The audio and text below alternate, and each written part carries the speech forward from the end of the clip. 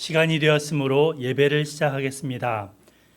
오신 모든 분들을 환영하며 이 예배를 통하여 하나님을 만나고 돌아가시기를 바랍니다. 찬송가 20장 찬양 드리시면서 왕의 왕 주의 주 되신 하나님께 3월 넷째 주 주일 예배를 올려드리겠습니다. 다 같이 하나님을 생각하시면서 묵도 드리시겠습니다. 너희 중에 지혜와 총명이 있는 자가 누구냐? 그는 선행으로 말미암아 지혜의 온유함으로 그 행함을 보일지니라. 그러나 너희 마음속에 독한 시기와 다툼이 있으면 자랑하지 말라. 진리를 거슬러 거짓말하지 말라. 이러한 지혜는 위로부터 내려온 것이 아니요 땅의 것이요 정욕의 것이요 귀신의 것이니 시기와 다툼이 있는 곳에는 혼란과 모든 악한 일이 있음이라. 오직 위로부터 난 지혜는 첫째 성결하고 다음에 화평하고 관용하고 양순하며 긍휼과 선한 열매가 가득하고 편견과 거짓이 없나니 화평하게 하는 자들은 화평으로 심어 의의 열매를 거두느니라. 아멘. 하나님 아버지, 저희들을 모아주시고 주님 앞에 함께 예배드릴 수 있게 해주셔서 감사합니다. 이 시간 저희들을 만나 주시옵소서. 하나님께서 성령과 말씀으로 함께하여 주시고 또 이 주님의 은혜 가운데 저희가 거하기를 원합니다. 하나님, 허물과 죄를 주님 씻어주시고 덮어주시옵소서. 특별히 이 예배를 또 섬기는 귀한 종들 하나님께서 함께하여 주시고 기도로 찬송으로 또 반주로 설교로 섬기는 종들에게 성령 충만함을 주옵소서. 예수님의 이름으로 기도드립니다. 아멘.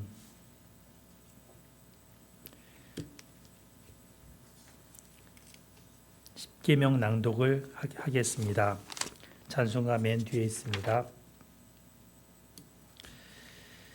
하나님이 이 모든 말씀으로 말씀하여 이르시되 나는 너를 애굽 땅 종되었던 집에서 인도하여 낸 네 하나님 여호와니라.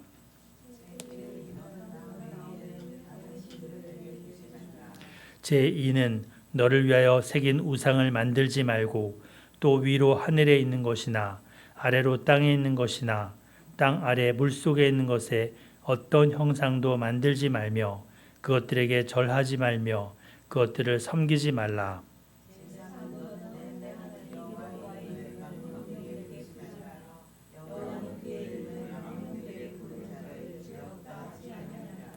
제4는 안식일을 기억하여 거룩하게 지키라. 제6은 살인하지 말라. 제8은 도둑질하지 말라. 제10은 내 이웃의 집을 탐내지 말라. 예수께서 이르시되 내 마음을 다하고 목숨을 다하고 뜻을 다하여 주 너의 하나님을 사랑하라 하셨으니 이것이 크고 첫째 되는 계명이요 둘째도 그와 같으니 내 이웃을 내 자신같이 사랑하라 하셨으니 이 두 계명이 온 율법과 선지자의 강령이니라. 아멘. 다 같이 사도신경으로 신앙 고백 드리시겠습니다.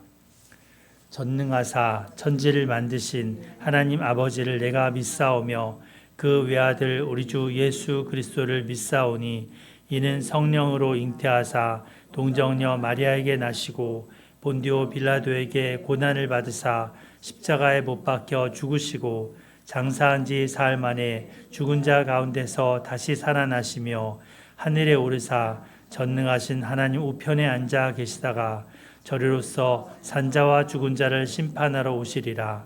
성령을 믿사오며 거룩한 공예와 성도가 서로 교통하는 것과 죄를 사하여 주시는 것과 몸이 다시 사는 것과 영원히 사는 것을. 아멘. 찬송가 366장 어두운 내 눈 밝히사. 찬송가 366장 찬송 후 현안나 사모님이 기도 인도하겠습니다.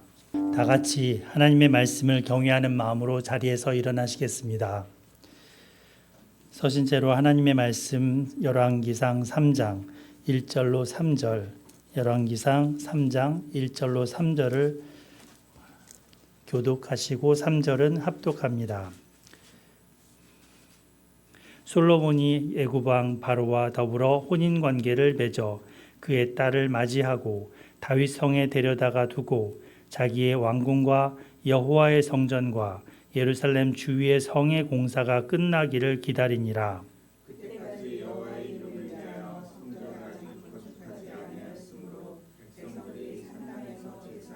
다 같이 솔로몬이 여호와를 사랑하고 그의 아버지 다윗의 법도를 행하였으나 산당에서 제사하며 분향하였더라. 아멘. 자리에 앉아 주시기 바랍니다.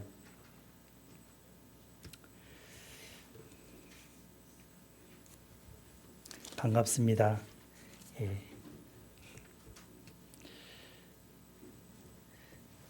우리가 오늘은 3장 한 장을 살펴보겠습니다. 성경에서 가장 화려하고 눈부신 장면 중에 하나입니다. 솔로몬이 지혜를 받는 장면, 그리고 4장 이후에는 그 3장 이후에는 이제 그 지혜로 온 나라를 다스리는 그런 이야기입니다. 솔직하게 한번 물어볼까요? 그 솔로몬 같은 사람 부럽지 않나요? 엄청 부럽죠. 예. 이런 기도도 하잖아요. 솔로몬 같은 지혜를 우리 아들에게, 우리 딸에게 주시옵소서. 이렇게 하는 일마다 다 솔로몬처럼 번성하게 해주시옵소서. 평강하게 해주시옵소서. 이런 식으로 구합니다. 그런데 오늘 저랑 같이 보는 이 3장 말씀은 그런 솔로몬이 어떤 성공 신화를 이뤘다, 이걸 말하고 있지 않습니다. 성경 저자가 이 이야기를 이렇게 풀어나갈 때 좀 날카롭게 풀고 있습니다. 우리 상식으로 들어왔던 거랑 조금 다를 거예요. 오늘 말씀을 대하실 때. 핵심은 성공한다고 그 성공이 자기를 숨겨주지 않는다는 겁니다. 오히려 그 모습이 어떤지, 그리고 그가 뭘 끝까지 붙들고 있는지를 더 밝히 보여준다는 겁니다. 솔로몬을 지혜의 왕이라고 하죠. 근데 그가 어떤 지혜를 가졌을까요? 지혜라는 거는 이렇게 빛이라고도 비유를 하죠. 그래서 지혜가 있으면은 빛이 비추듯이 감추인 것이 보입니다. 갈라진 게 보입니다. 틈새가 보입니다. 어두운 부분이 보입니다. 위선이 보이고 탐욕이 보입니다. 그 솔로몬은 이 지혜를 받아서 그걸 보는 마음이 생겨요. 그런데 솔로몬은 자신은 이 지혜로 자기를 못 본 것 같습니다. 그 거울 앞에 서야 되는데, 그래서 그런 모습들을 살펴보면서 솔로몬이 구했던 그 듣는 마음, 그것을 다시금 찾았으면 합니다. 우리 듣는 마음이라는 제목으로 한 말씀을 살펴보도록 하겠습니다. 그래서 오늘은 한 3가지 장면을 따라가면서 주제를 볼 텐데요. 첫 번째는 여기 같이 한번 읽어볼까요? 첫 번째, 시작. 타협의 균열을 경계하라. 좀 어렵나요? 지혜가 오기 전에 이미 시작된 타협이라는 겁니다. 하나님께 지혜를 받기 전에 이미 솔로몬이 한 타협, 그것이 균열을 가져오는데 그걸 경계하라. 핵심 요지는 그겁니다. 두 번째, 같이 읽어볼까요? 시작. 듣는 마음을 회복하라. 네, 솔로몬이 구한 거죠. 네. 세 번째, 같이 또 읽어봐요. 시작. 진짜는 생명을 진짜냐 가짜냐를 구분하는 것은 뭘로 본다? 생명을 선택하는지 아닌지로 보는 겁니다. 네. 이 세 가지를 중심으로 살펴보도록 하겠습니다. 먼저 3장 1절 같이 읽어보겠습니다. 시작. 솔로몬이 애굽의 왕 바로와 더불어 혼인 관계를 맺어 그의 딸을 맞이하고 다윗 성에 데려다가 두고 자기의 왕궁과 여호와의 성전과 예루살렘 주위의 성의 공사가 끝나기를 기다리니라. 네. 이 솔로몬 왕이 되자마자 한 일이 이겁니다. 물론 앞에 여러 정적들을 처리도 하고 그 다음에 대접할 사람도 대접하고 다윗의 유언대로 하는 일들이 2장 말미에 있었습니다. 그리고 나서 하는 일이 뭐였냐면 애굽 왕 바로와 파라오의 그 딸과 함께 결혼해서 그 혼인 관계를 맺은 것입니다. 그 이집트는 강대국입니다. 이 솔로몬은 이 통치하는 이스라엘은 그보다는 약소국이죠. 근데 이 강대국과 혼인 관계를 맺어서 사위가 되고 그 며느리, 그러니까 그 부인을 아내로 삼게 된 거는 그 강대국의 힘을 의지하는 거죠. 네. 그래서 그런 의도로 정략 결혼을 했습니다. 솔로몬의 나라가 더 강해지는 그런 하나의 발판을 마련했다라고도 볼 수 있습니다. 그런데 이거에 대해서 한번 짚어봐야 됩니다. 그리고 열왕기서 기자가 이 문제를 지금 3장 1절 맨 앞에 둔 이유를 살펴봐야 됩니다. 왜 여기다가 갑자기 이 혼인관계를 맺어서 맞았다는 이 얘기부터 기록하고 있을까요? 우리 신명기 한번 찾아보겠습니다. 신명기 17장. 신명기 17장.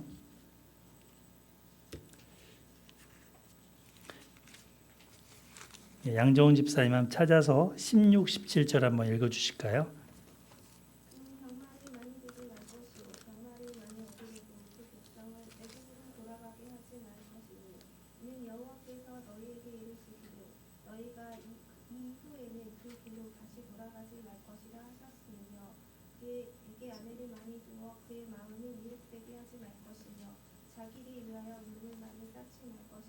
네, 감사합니다. 그러니까 이 신명기에서 모세가 마지막 유언했던 그 부분에서 나중에 너희들이 왕을 구하거든 너희 형제 중에서 구해라. 타국인에서 구하지 말고. 그리고 그 왕이 된 사람은 이 세 가지를 해라. 세 가지. 근데 세 가지를 하지 마라. 죄송해요. 세 가지를 하지 마라. 그랬죠? 첫 번째가 병마, 말을 많이 두지 마라. 근데 말이 보통 우리나라는 제주도에서 옛날에 말을 많이 키웠죠. 말목장. 네. 근데 그 당시 이 이집트에는 아주 좋은 말들이 많았다고 합니다. 우리 그 출애굽기에도 보면은 막 그 모세 이집트 파라오 왕하고 막 나올 때 병마 나오잖아요. 예. 그래서 말을 구하려면 이집트에서 구해 왔나 봅니다. 근데 이집트로 그렇게 해서 돌아가지 말라라고 경고를 하고 있어요. 말을 많이 두지 마라. 말을 얻으려고 거기로 가지 마라. 예.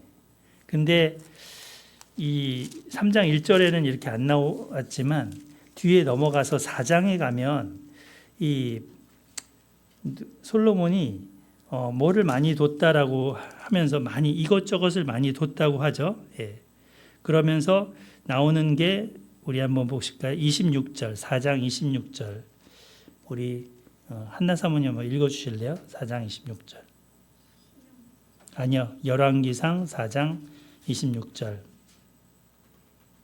솔로몬의 병거의 말 외양간이 4만이요 마병이 12,000명이며. 네, 그렇죠. 그러니까 말이 4만이나 된다라는 외양간이 말을 두었던 외양간이 4만이나 되니까 말은 더 많았겠죠. 마병이 12,000이니까 상당히 많이 두었습니다. 그러니까 이 첫 번째 하지 말라는 거 일단 했죠.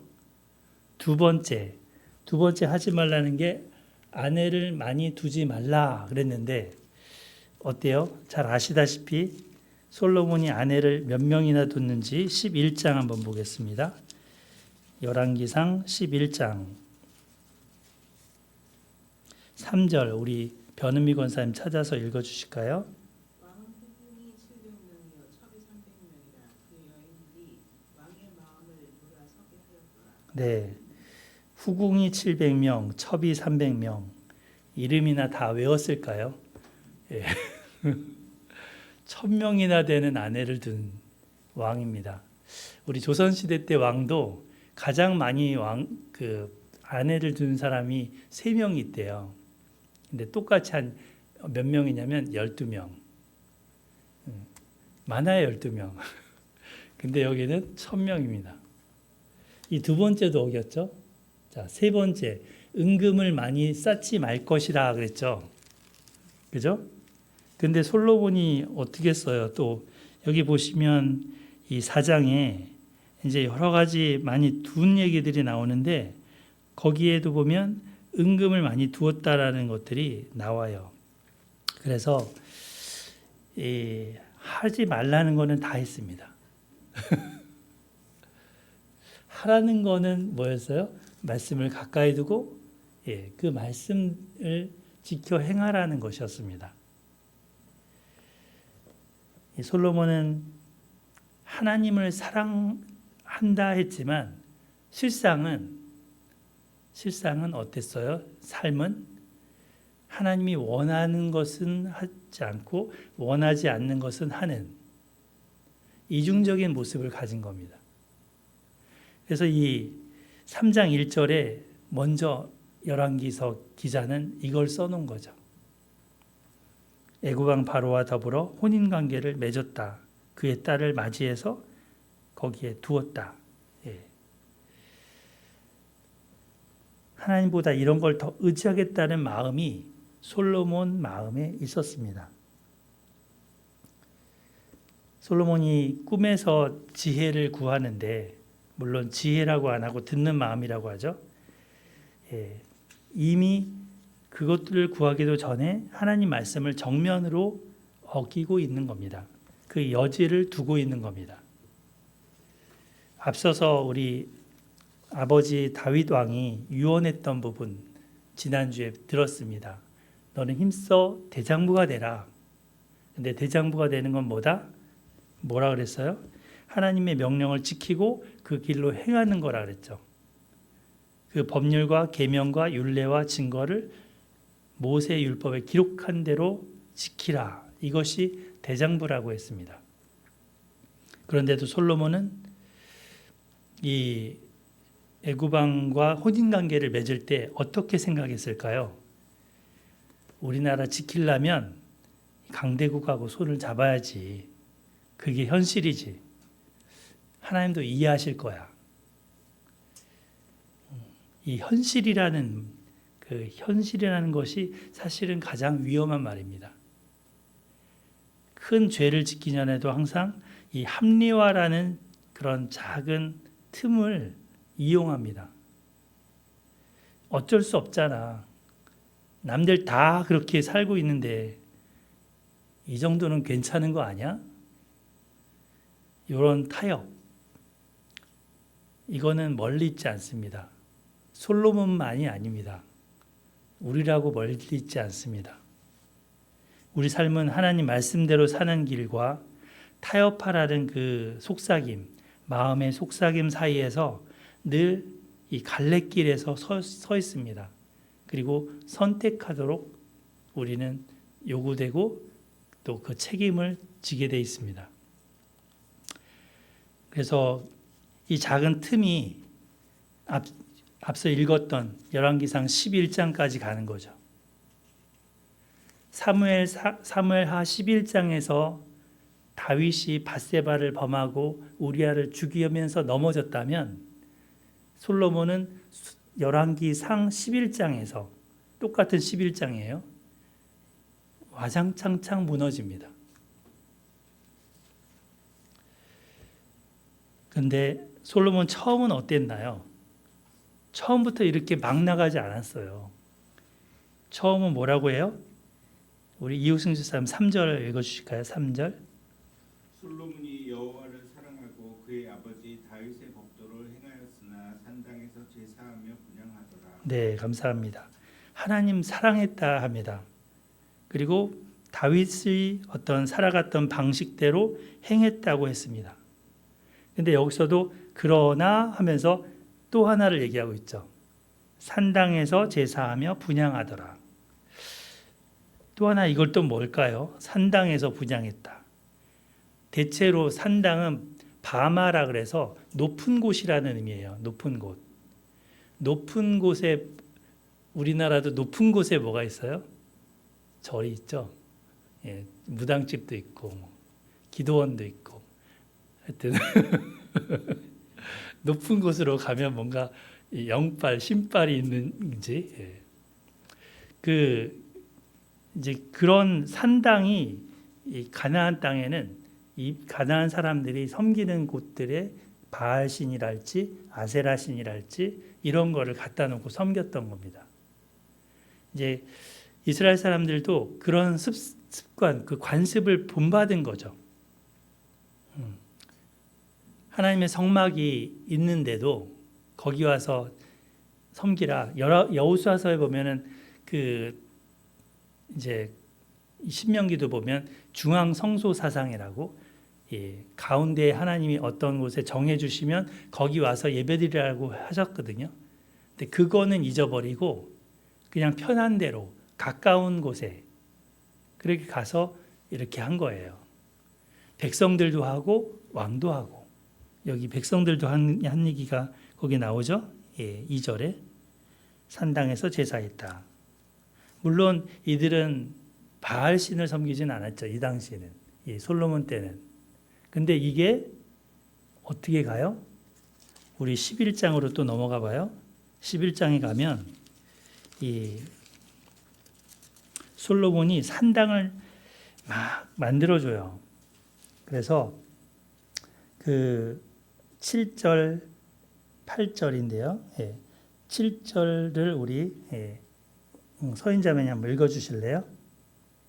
모압의 가져온 금수를 위하여 예루살렘 앞산에 산당을 지었고 또 암몬 자손의 가져온 민족을 위하여 벽을 쌓았습니다. 네, 그렇죠.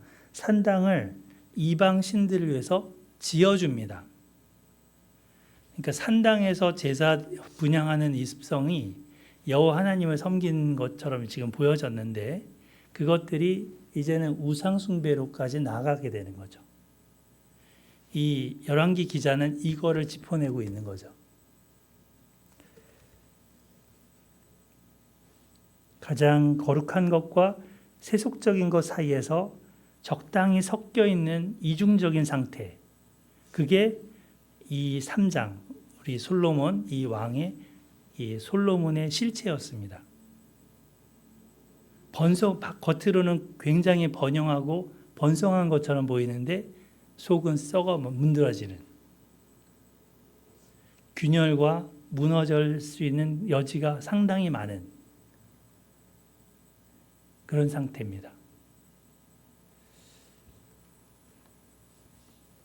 자, 그래서 이 저자의 의도, 성경 본문 전체의 그 문맥을 가지고 이렇게 파악을 해봐야 이 하나님의 뜻이 보입니다.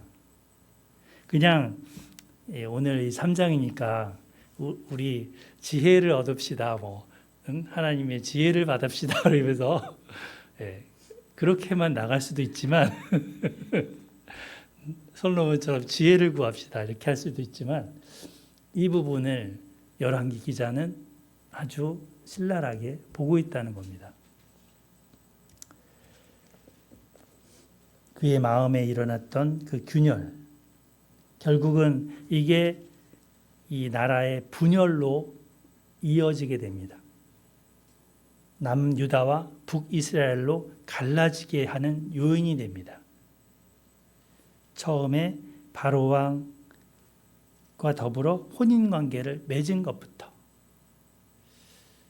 그래서 우리 웨스트민스터 신앙 고백도 보면 신자가 결혼할 때 믿는 자랑 결혼하라 이렇게 나오거든요.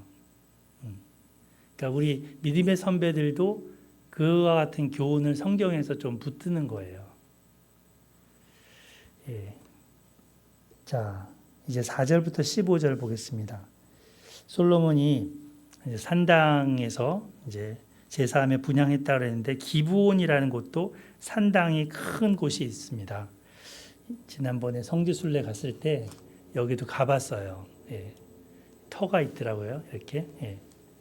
거기에서 이제 많은 짐승들을 잡아서 제사를 드립니다. 얼마나 드렸대요? 4절에 보면 1000번제라고 돼 있죠? 1000번제. 이게 한글로 써 있으니까 이제 오해를 해서 1000번 제사, 1000번의 제사 이렇게 오해를 했던 거죠. 그게 아니라 1000마리의 제사를 번제, 태워드리는 제사로 드렸습니다. 그날 밤에 하나님이 나타나십니다. 꿈에 나타나셨습니다. 거기 5절에 꿈에 나타나시니라. 그죠? 하시는 말씀이 뭡니까? 네가 네게 무엇을 줄고 너는 구하라. 너는 구해봐라. 이 질문에 솔로몬은 마음에 품고 있던 것을 이렇게 말을 하게 되는데 뭘 구하게 될까요? 북이나 장수나 명예나 이런 걸 구하지 않죠? 뭘 구하는지 6절부터 9절까지 쭉 나옵니다. 솔로몬이 이르되 하면서 읽어봐요. 6절부터 7절까지만 읽어보겠습니다. 시작. 솔로몬이 이르되 주의 종 내 아버지 다윗이 성실과 공의와 정직한 마음으로 주와 함께 주 앞에서 행함으로 주께서 그에게 큰 은혜를 베푸셨고 주께서 또 그를 위하여 이 큰 은혜를 항상 주사 오늘과 같이 그의 자리에 앉을 아들을 그에게 주셨나이다. 나의 하나님 여호와여 주께서 종으로 종의 아버지 다윗을 대신하여 왕이 되게 하셨사오나 종은 작은 아이라 출입할 줄을 알지 못하고. 그죠? 여기 오늘과 같이 그의 자리에 앉을 아들은 곧 자기죠. 그래서 다윗 그 아버지 다윗에게 하나님이 큰 은혜 베푸셨는데 이제 또 은혜를 주셔서 자기를 왕자리에 세우셨습니다. 그리고 그 대신 왕이 되게 했지만 저는 사실 왕으로서 아직은 어리거든요. 아직은 부족하고 여러모로 갖추지 못하고 있습니다. 어린아이입니다. 이렇게 얘기하죠. 출입한다는 말은 대체적으로 이렇게 백성들 사이를 들어가고 나오고 하는 것을 출입한다 그래요.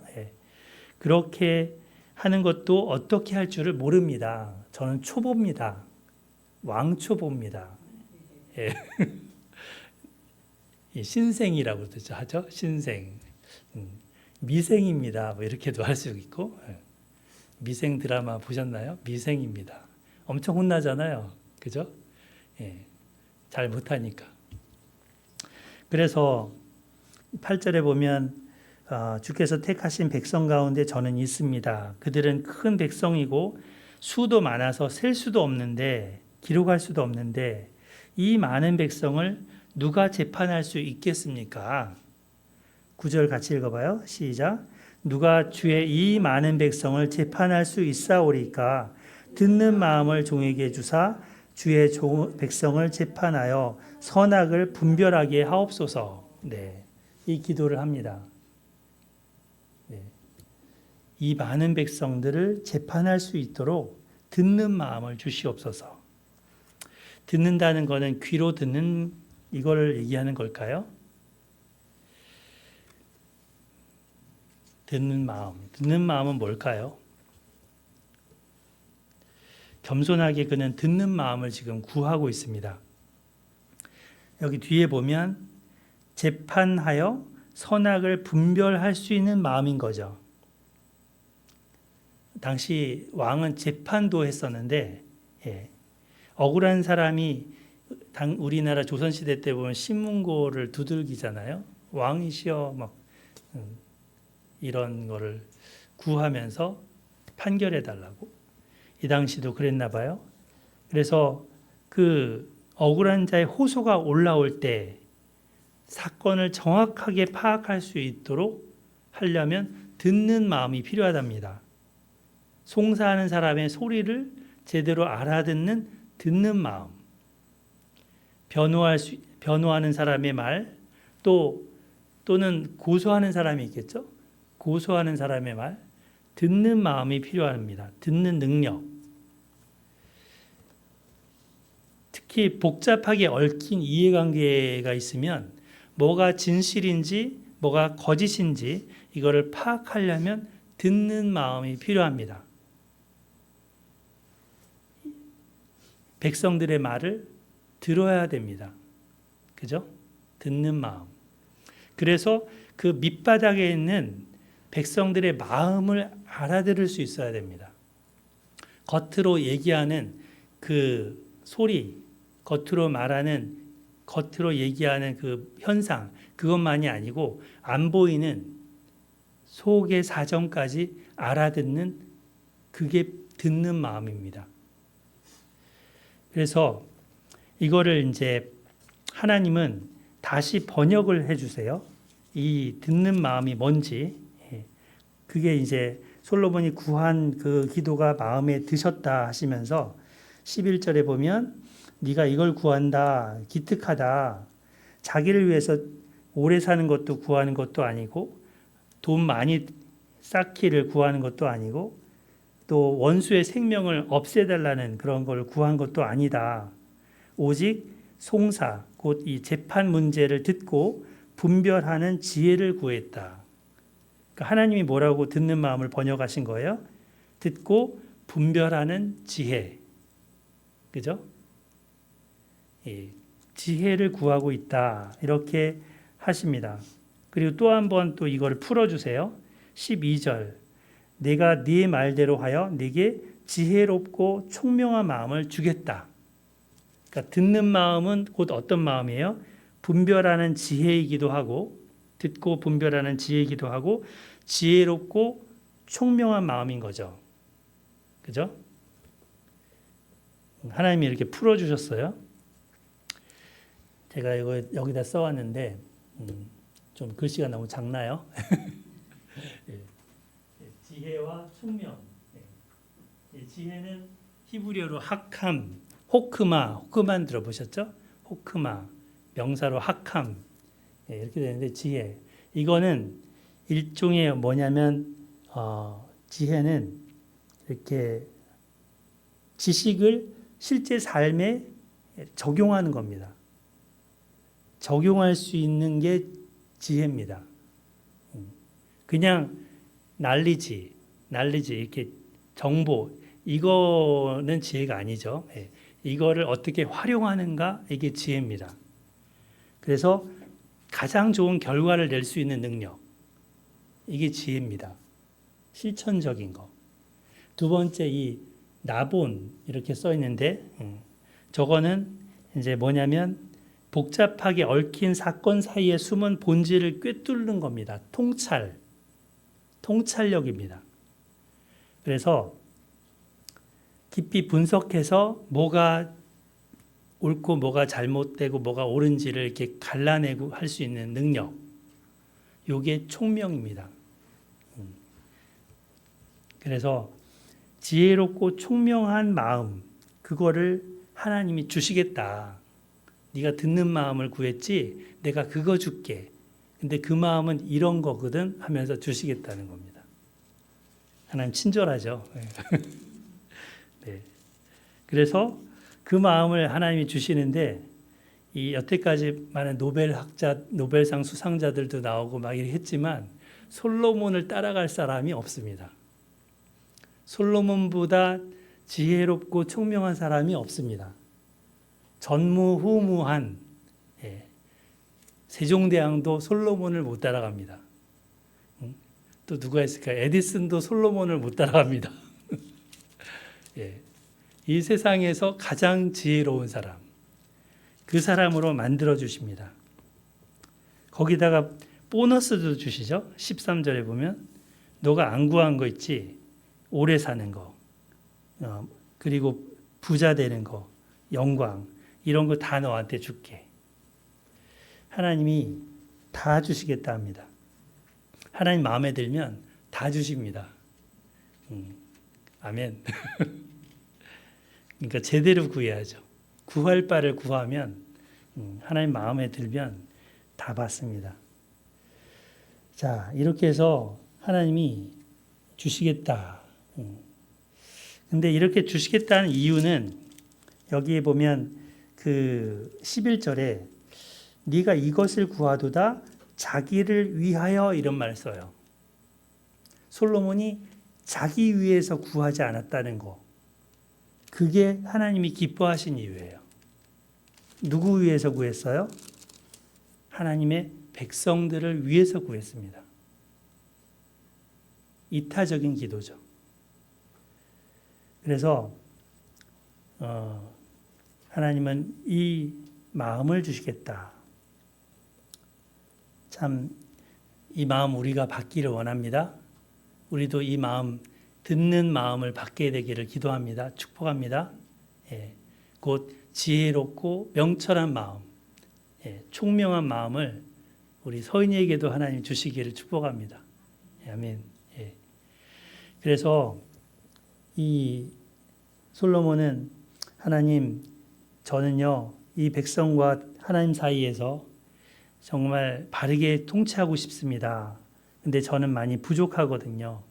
억울한 사람이 탄식할 때 저 사람들 탄식을 그치게 하고 싶은데 어떻게 해야 될지 잘 모르겠어요. 하나님 도와주세요. 그랬을 때 하나님이 그 길을 주시는 거죠.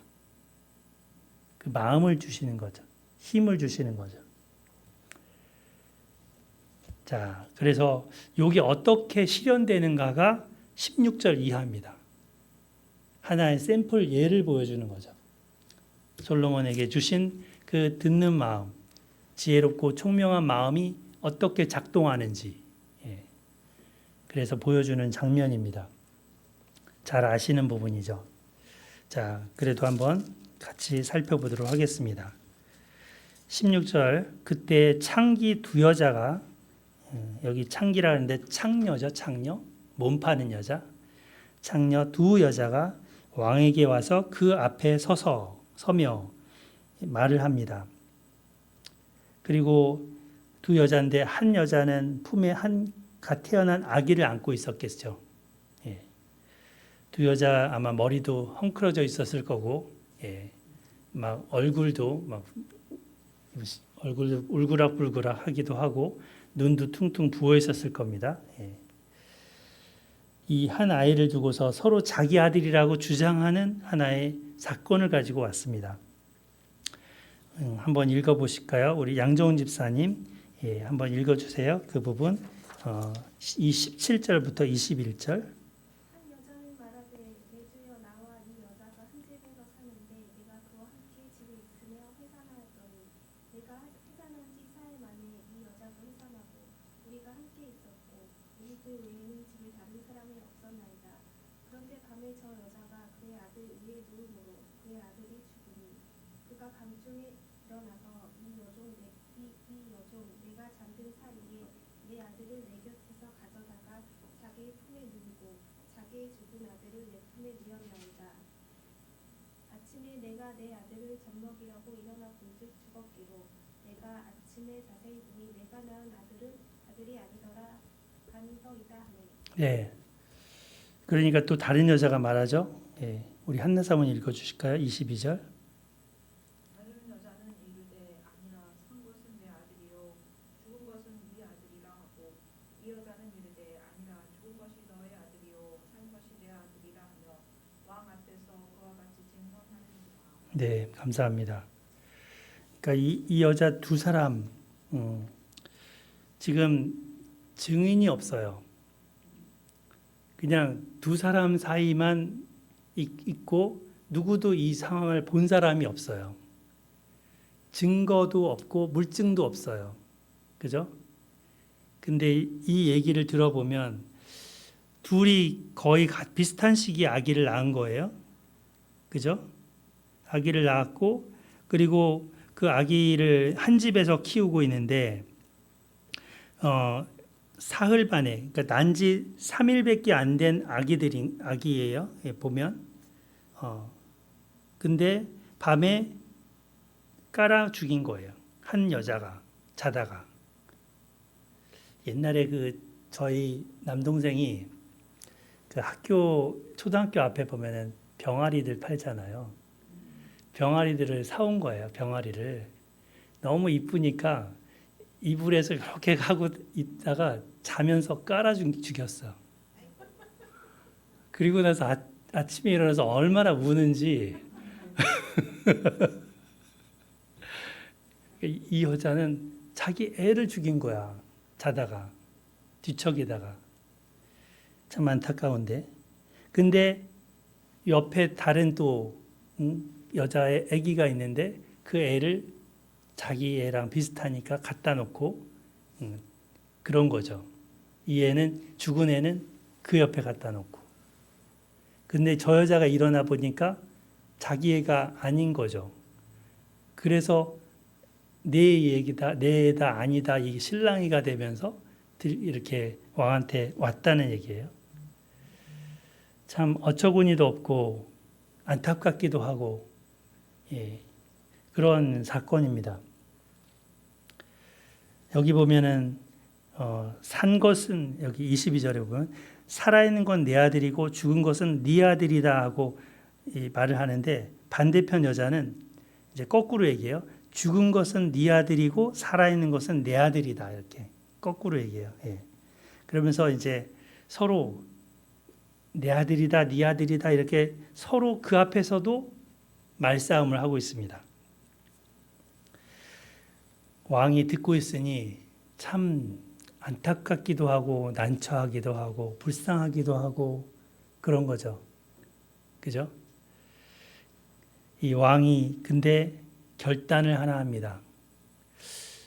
한 아기를 두고, 지금 살아있는 한 애를 두고 서로 내 애라고 서로 달라고 하고 있으니 그러면 어떻게 할꼬? 칼을 가져오라 하죠. 칼을. 눈이 휘둥그레집니다. 두 여자가. 칼을 왕 앞에 가져오니 왕이 말합니다.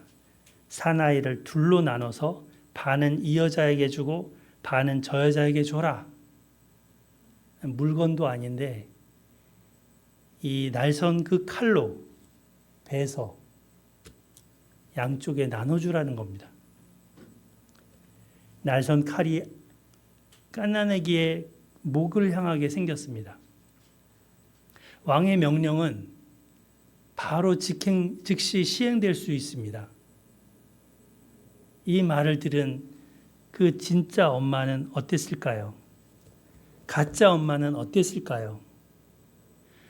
이 칼은 이 두 여인의 감정을 해부하는 메스처럼 작용했습니다.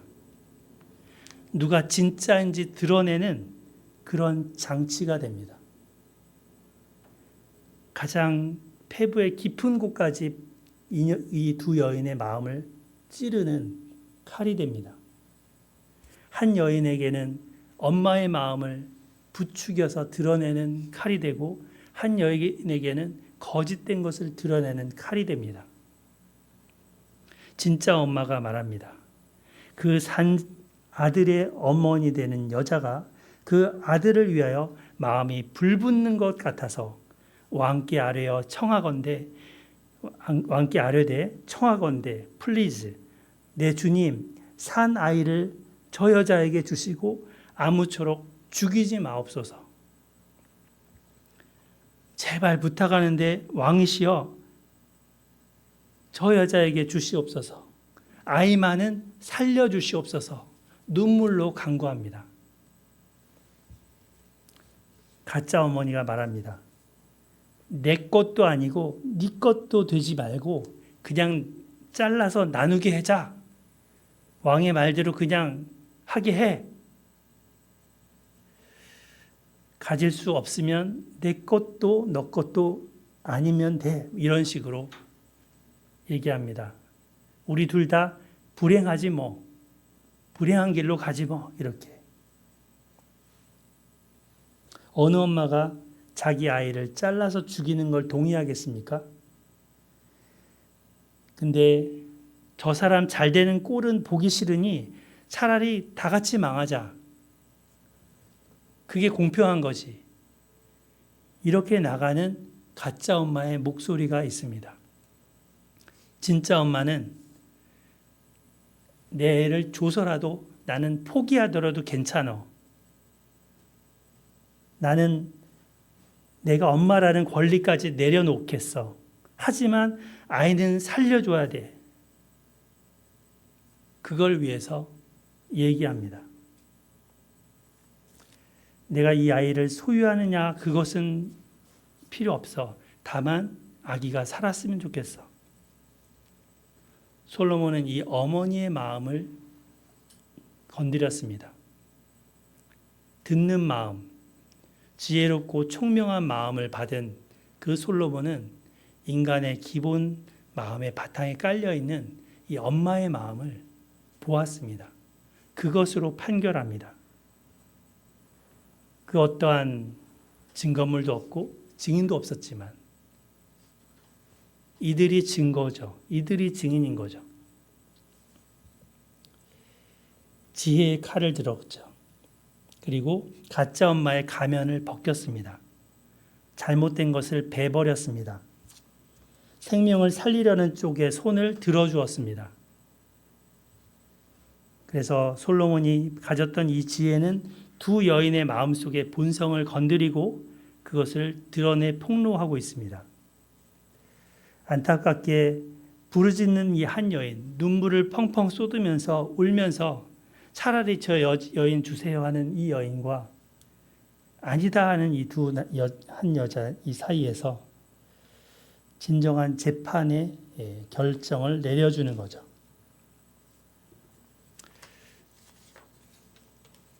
오늘 말씀을 정리해 보겠습니다. 솔로몬의 이 지혜는 그를 위대하게 만들었습니다. 그런데 솔로몬 이후에 이 4장 이후로 넘어가면서 앞에 언급했던 자신의 삶에 대해서는 참 지혜롭지 못했습니다.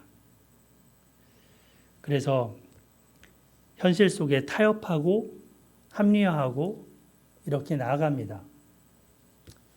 그래서 타협의 균열 속에 나중에는 왕국이 분리되는 것이라고 했었죠.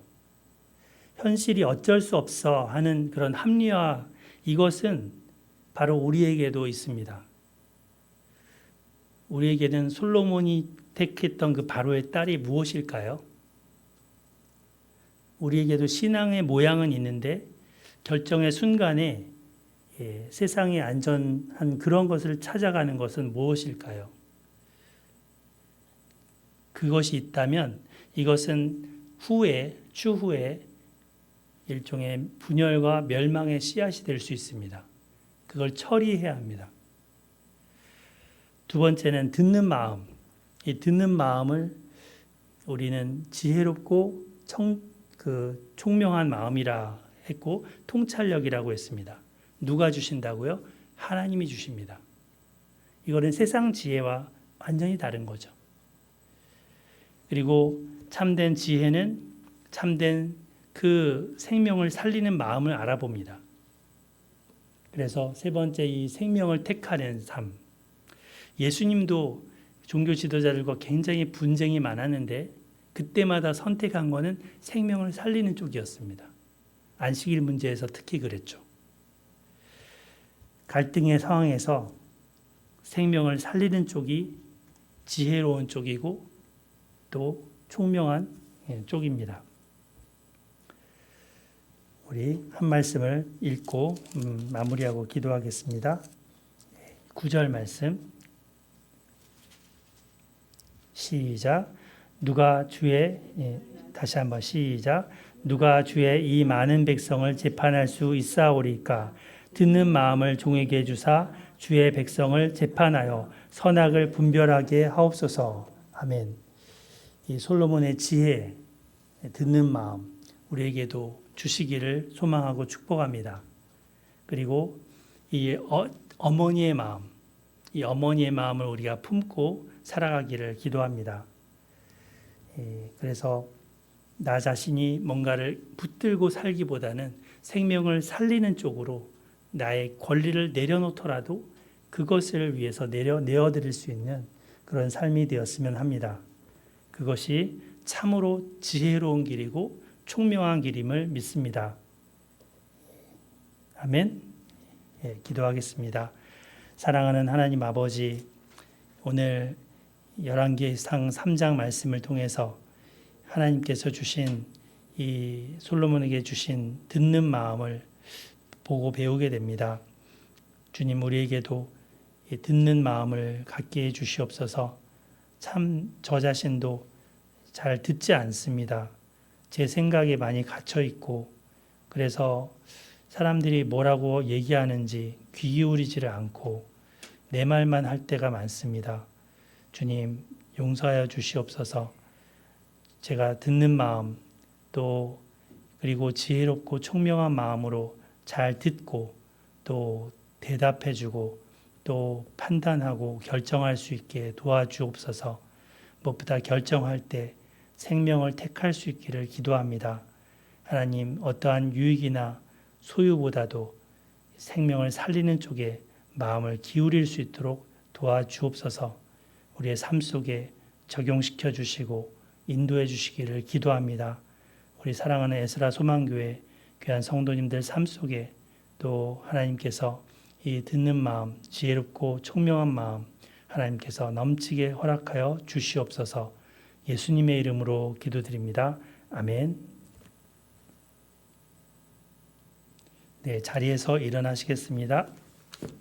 찬송가 635장 찬양 드리겠습니다. 이제는 하나님 아버지의 그 크신 사랑과 우리 주 예수 그리스도의 은혜와 성령님의 내주하시고 충만하시고 동행하심이 에스라 소망교회 성도님들과 또 그 삶 속에 가정 속에 일터 속에 이 교회와 나라 위에 이제로부터 영원토록 함께 있을지어다. 아멘.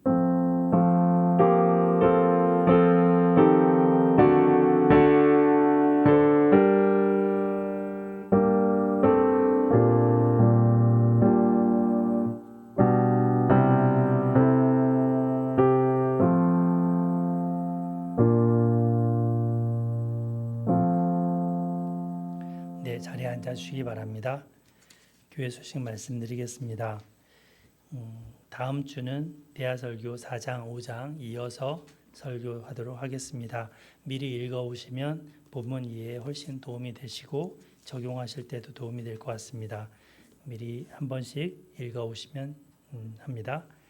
그리고 이번 주 화요일 날은 말씀 캘리그라피 수업을 양정훈 집사님 댁에서 하도록 하겠습니다. 마지막인가요, 이번이? 네, 그동안 열심히 배웠는데 잘 활용하시면 좋겠습니다. 마지막까지 같이 잘 배워보도록 하겠습니다. 기도 순서는 참고하시기 바랍니다. 네, 정리하고 다시 뵙겠습니다.